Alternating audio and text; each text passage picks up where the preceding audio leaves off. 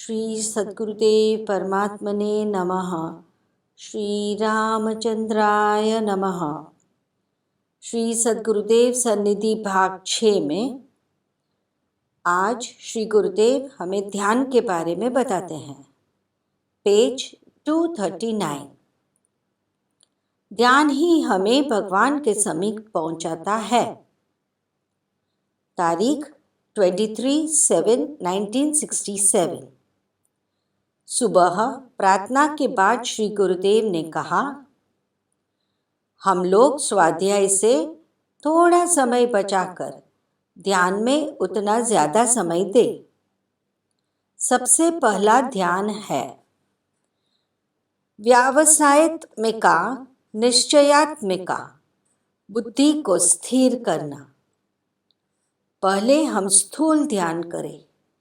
उत्कृष्ट ध्यान तो निरावलंब है।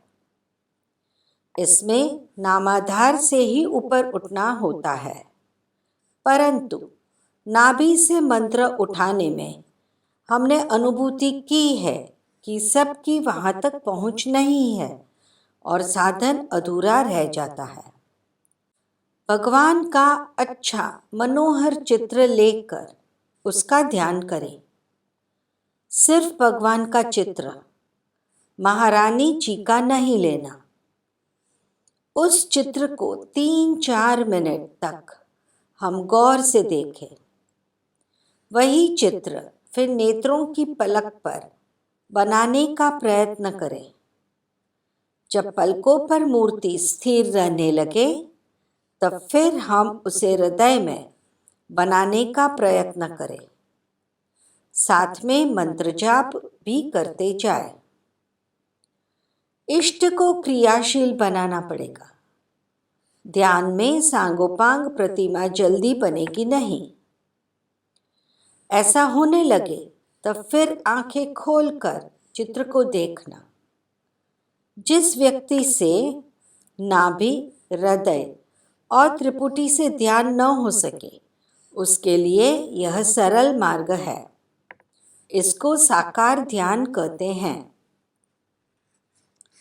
भगवान की प्रतिमा हृदय में बनाने में हम सफल हो जाए तब हमारे मन में जो विचार उठते हैं उनको तोड़ने का हम प्रयत्न करें और भगवान की प्रतिमा के आसपास हम मानसिक परिक्रमा लगाना शुरू करें। इस तरह एक साथ 3 कार्य में मन को रोके। जैसे कि मन जब शेरडी गन्ना खाता है तब कड़कड़ाहट सुनता है, रस लेता है और गन्ना के सूख जाने का भी अनुभव करता है। ऐसा करते करते धीरे धीरे हमारा मन केंद्रित हो जाएगा। यह स्थूल ध्यान की क्रिया है। पहले मैं, तू और क्रिया होते थे, फिर मैं और तू, और अंत में सिर्फ तू ही रहेगा। ध्यान में और नहीं रह जाएगा। जब भगवान में चित्त ओत प्रोत हो जाएगा तब उसमें क्रिया होने लगेगी। मतलब कि फिर जैसा तुम विकल्प करोगे वैसा ही होगा। केवल भगवान मात्र रह जाएंगे। इसका नाम त्रिपुटी भेदन, त्रिपुटी का नाश, साधन का यह आखिरी सोपान है। कोई भी साधन हो, कोई भी योग हो, सब में नामावलंबन अवश्य लेना पड़ता है। नामाधार बिना एकाग्रता तो आएगी, पर इसमें शुष्कता आ जाएगी और तकलीफ पड़ेगी। सब साधन सत्य है, भले कोई भी गुरु द्वारा मिला हो, पर उस पर परिश्रम करना चाहिए। ध्यान में हमारी प्रगति हमें मालूम न पड़े तो हम संशोधन करें और ध्यान के जाकर से प्रश्न पूछकर हल करें। ध्यान ही ऐसी वस्तु है जो हमें भगवान के समीप पहुंचाती है। नामी, हृदय और त्रिपुटी ये 3 ध्यान के स्थान हैं। ध्यान आप प्रातः स्मरण में भी करते हैं। प्रातः स्मरामि के 5वें श्लोक में पूरी प्रतिमा का ध्यान वर्णन है और शांताकारं भुजगशयनम में श्री विष्णु का वर्णन है। पेज 252 अतिभाव होना चाहिए। तारीख 30/7/1967। श्री गुरुदेव कहते हैं, मन बंदर है, कभी एक जगह रहने वाला नहीं है। उपासना में भाव ही मुख्य होता है। अति भाव होना चाहिए। सामने की मूर्ति को देखकर पाषाण मूर्ति का भी विचार आएगा। इसको हटाने के लिए भाव की जरूरत पड़ती है। महान सौभाग्य उदय हो वही निरावलंब ध्यान कर सकता है। अवलंबन युक्त ध्यान के लिए ही पूजा पाठ है। भगवत अर्चा में यदि प्रेम न हो तो उसको नहीं करना चाहिए।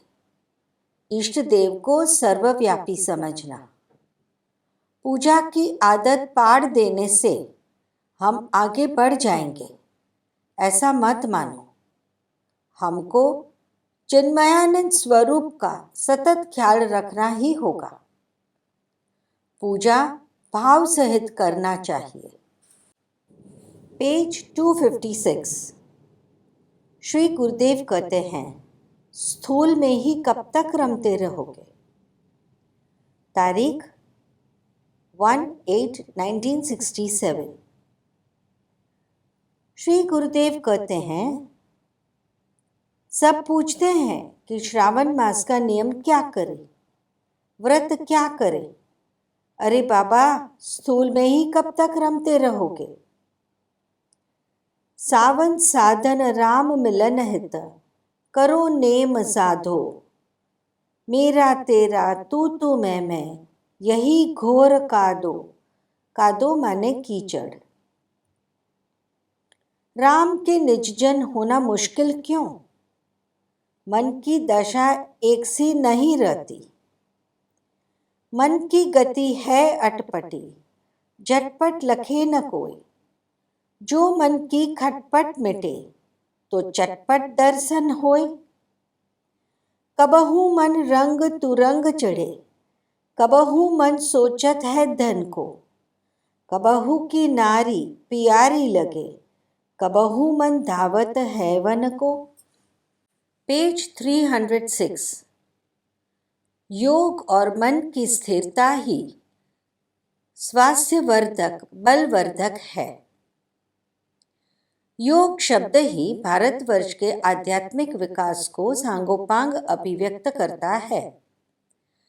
पश्चिम के देशों की कोई भाषा भारतीय योग शब्द को पूरा अभिव्यक्त नहीं कर पाएगा, निश्चित। योग शब्द में आत्मा, परमात्मा, क्षणिक सनातन आदि आध्यात्मिकता, जो अर्थ गांभीर्य और भावनाओं का संतुलन व अनुसंधान का जो सूक्ष्मतम निरूपण है, वह सब अंग्रेजी के एक शब्द में कैसे सम्मिलित हो सकता है। योग साधना तो मानव शरीर को सांगोपांग रूप में, अर्थात स्थूल शरीर, सूक्ष्म शरीर और कारण शरीर को पहुंचती है, विकसित करती है। निद्रा के दिन भर की थकावट दूर हो जाती है और स्वास्थ्य अच्छा रहता है और दूसरे दिन पुनः तरोताजा नव जीवन प्राप्त हो जाता है। निद्रा कब आती है? मन के संकल्प विकल्प बंद होने पर ही निद्रा आती है। मन, बुद्धि, चित्त, अहंकार के व्यापार शांत बंद हो जाता है, तब तो निद्रा आती है।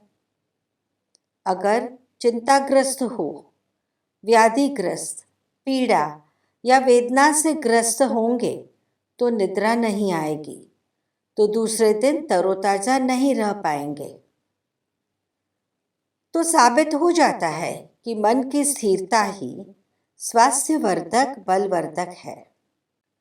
रोज की निद्रा से जब इतना लाभ हो रहा है तो योग निद्रा साध्य करोगे तो कितना भारी लाभ निश्चित मिलेगा, यह अंदाज लगाओ। आत्मा के 5 कोश हैं: अन्नमय, प्राणमय, मनोमय, विज्ञानमय और आनंदमय। इनको मिलाकर मानव शरीर का ढांचा कार्यरत रह पाता है।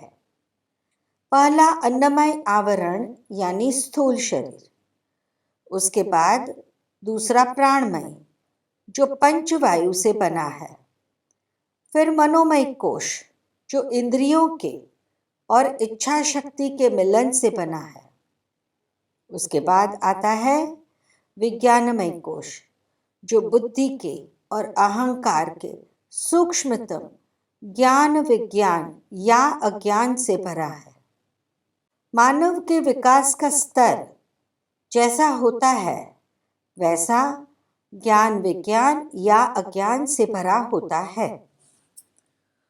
और सबसे भीतर आत्म चैतन्य का आनंदमय कोश अति सूक्ष्मतम है। तो योग साधना से ही शरीर मन का पूरा पूरा स्वास्थ्य लाभ होता है। यह ज्ञान भारतीय ऋषि महर्षियों का कई युगों से भारतीय संस्कृति में ओतप्रोत है। अब 25-30 साल से पश्चिम के देशों ने भौतिक पदार्थों का और उनमें रही हुई प्राकृतिक शक्ति का ज्ञान प्राप्त करने की और बहुत ध्यान दिया है और विज्ञान का विकास साध्य किया है। तो इसी तरह योग दर्शन का भी भौतिक स्तर पर लाभ उठा रहा है। शारीरिक शक्ति जरूर बढ़ाई जा सकती है। शक्ति, बुद्धि शक्ति, स्मरण शक्ति भी कई गुना बढ़ाई जा सकती है, परंतु सबसे महत्व की है आत्मशुद्धि, फिर आत्मविकास साध्य करके सत्य संकल्प होना। जो बाह्य में ही भोग वृत्ति रखता है उसकी योग साधना कहाँ तक विकसित होगी और क्या क्या साधना करेगा। भगवान रक्षा करे, यही प्रार्थना। तैत्तिरीय उपनिषद में पंचकोश वर्णन किया गया है। कहा है कि इन कोशों से भी सूक्ष्म आत्मा में विराजमान आनंदमय तत्व है, उसी से जीवन की पूर्णता है।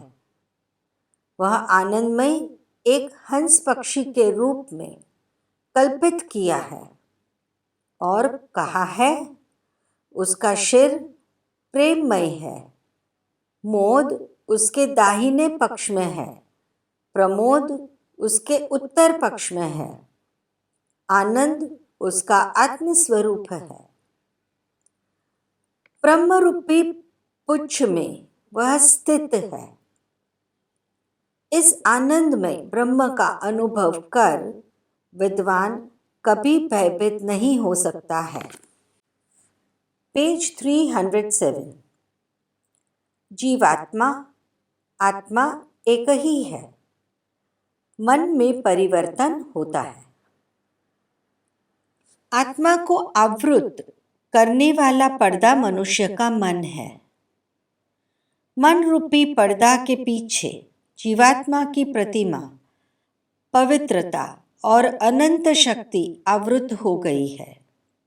इसलिए मन जितना शुद्ध और पवित्र होता जाता है, उतने परिणाम में जीवात्मा की प्रतिमा का अधिक अधिक विकास होता जाता है।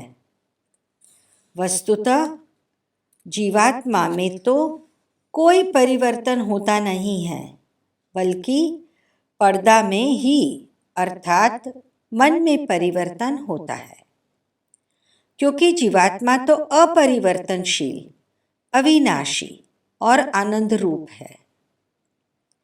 ममैवांशो जीवलोके जीवभूतः सनातनः, गीता जी 15वां अध्याय 7वां श्लोक। और मानस जी में लिखा है, ईश्वर अंश जीव अविनाशी। इसलिए सिद्ध होता है कि उच्च और नीच मनुष्यों में तो क्या, अपितु छोटे से जंतु में भी वही पवित्र, पूर्ण, दिव्य, सच्चिदानंद रूप अनंत जीवात्मा है। जंतु में रहा हुआ जीवात्मा अपनी शक्ति, सामर्थ्य, प्रतिमा और पवित्रता का अत्यंत अल्प मात्रा में क्वचित विकास कर सकता है, जबकि मनुष्य में रहा जीवात्मा अति अधिक मात्रा में विकास कर सकता है। निष्कर्ष की दोनों में जो भेद है वह विकास की मात्रा का है, मूलगत तत्व में भेद नहीं है।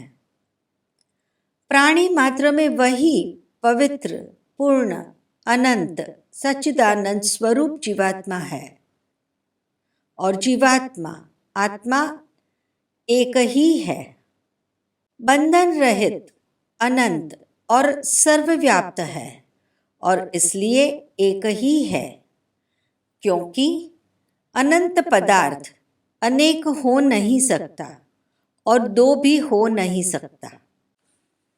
दृष्टांत दिया गया है कि एक वृक्ष की ऊंची शाखा पर और उसके नीचे की शाखा पर एक एक पक्षी बैठा है।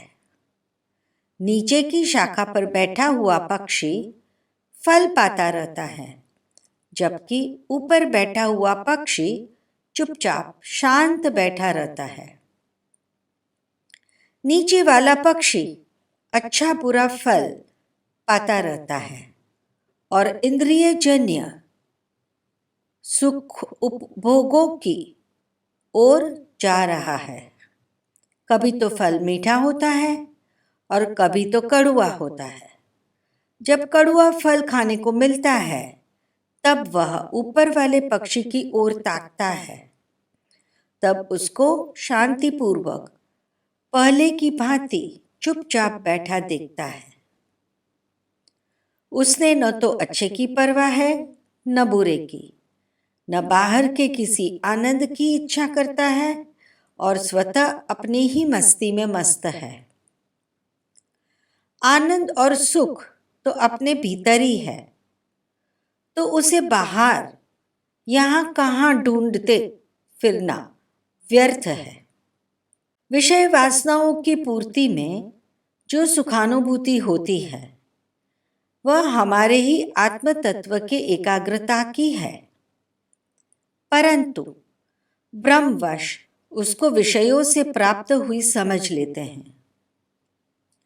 चैतन्य की एकाग्रता से निष्पन्न वह आनंद तो अत्यंत ही छोटा है, वह क्षणिक ही है, क्योंकि वह एकाग्रता 2-5 पल से ज्यादा समय तक टिकती नहीं है और इसके पश्चात भी मन में ग्लानि की अनुभूति भी तुरंत होती है, क्योंकि वह एकाग्रता नहीं रही तो उससे प्राप्त हुआ आनंद नहीं रहा। उससे उस आनंद के अभाव से ग्लानि होती है। विचारवान सुज्ञ को इस सूक्ष्म प्रक्रिया बराबर पता पड़ेगा। 348 पेज पर श्री गुरुदेव लय योग के बारे में बताते हैं। कहते हैं, सुख की व दुख की स्मृति मात्र का लोप ही जगत का अभाव है। अंतकरण में देहाकार वृत्ति जितनी गाढ़ व स्थिर उतना जगत का लोप। ऐसा होते होते अंतकरण शून्य हो जाता है, संकल्पों व स्मृतियों से नितांत रहित, बिल्कुल निस्फुर्ण और समत्व से अपने कर्तव्य करने में भी आनंदमय स्थिति रहती है। परिणामों से अविचलित यह लय योग हमेशा आनंदमय स्थिति है। पेज 416। इष्ट मूर्ति का ध्यान कैसे करना। पुष्कर, तारीख 22/12/1960। किसी ने प्रश्न किया है, इष्ट मूर्ति का ध्यान कैसे करना। मूर्ति ध्याता के सामने विराजते हो ऐसा या ध्याता की दिशा में विराजते मूर्ति का पृष्ठ भाग सामने रखना हो ऐसा श्री गुरुदेव बताते हैं। ध्यान दो प्रकार के होते हैं। सामने अपना मुंह यानी मन की वृत्ति दिए के सामने रखना। मन को हृदय में रखकर उसमें मूर्ति को रखो। यह प्रक्रिया उत्तम है। ध्यान करने के स्थान 3 हैं, नाभि, हृदय और त्रिपुटी।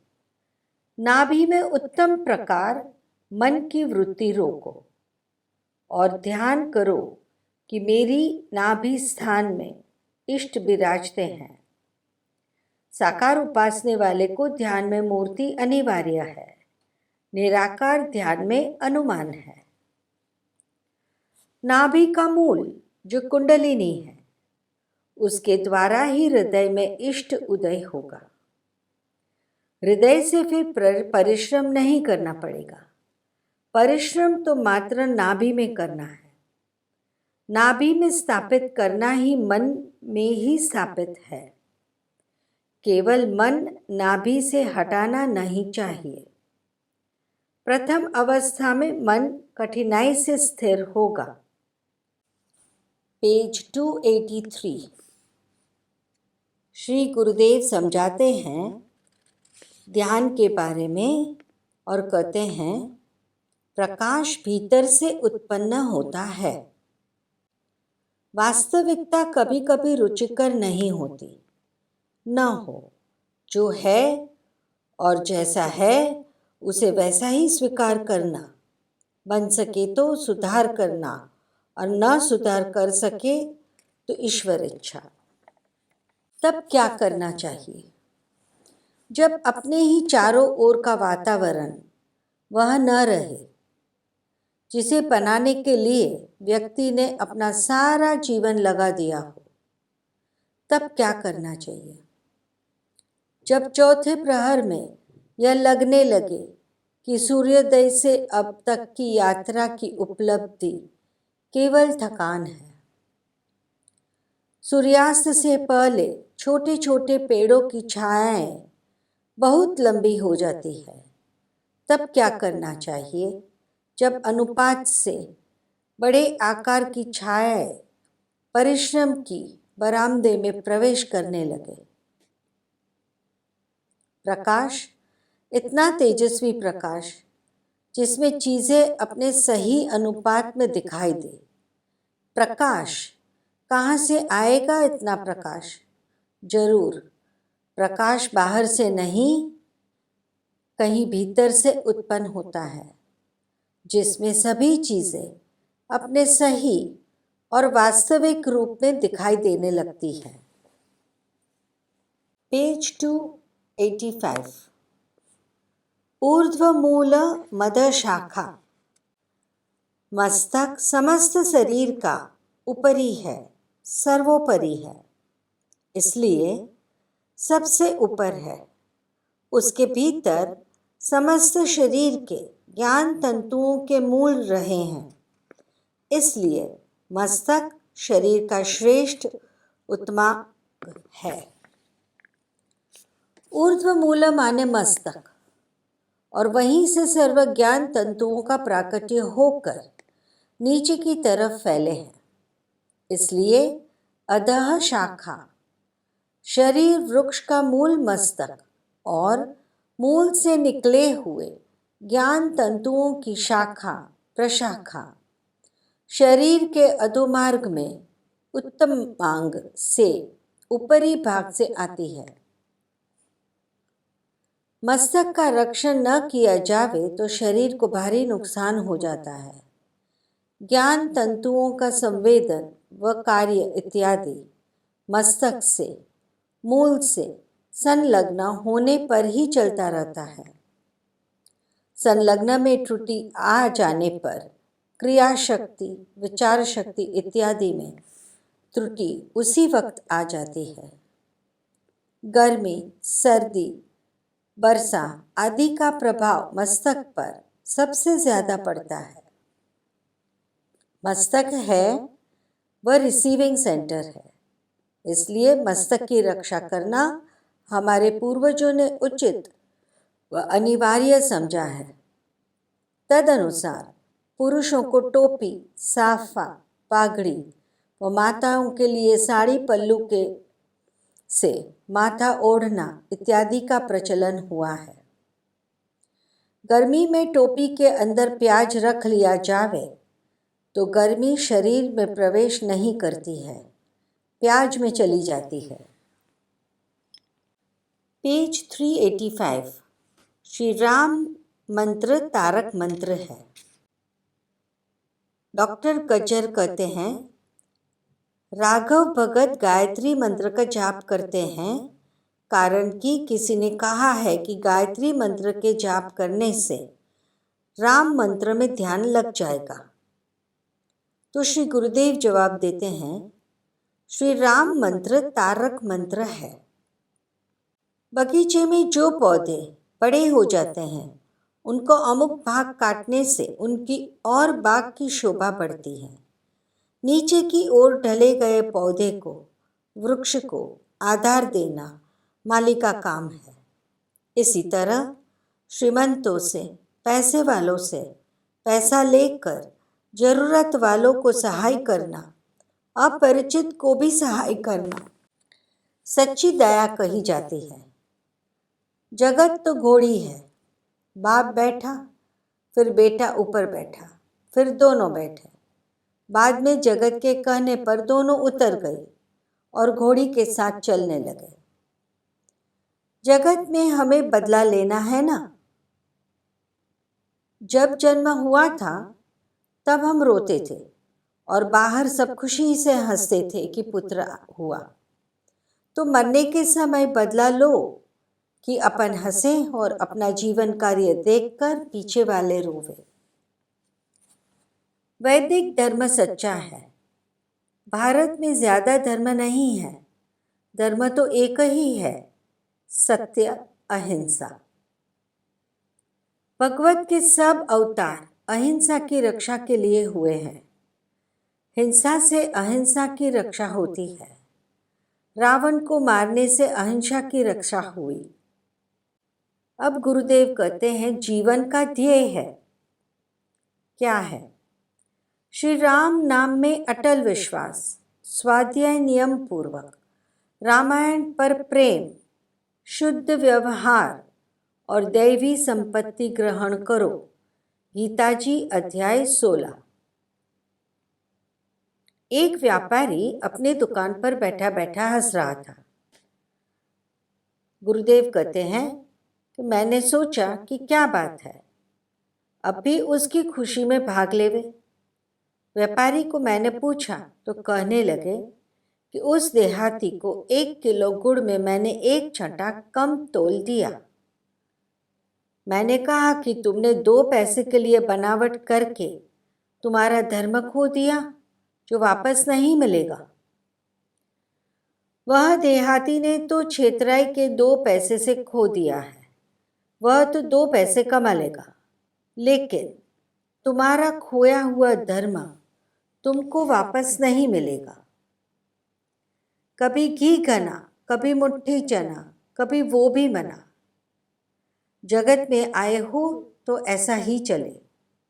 अशुभ विचार नहीं करना, वह भी भक्ति है। तन और मन को मारो, तब सेवा होती है। अभिमान छोड़ो, विवेक से सुख मिलता है। श्री सद्गुरु देव की जय।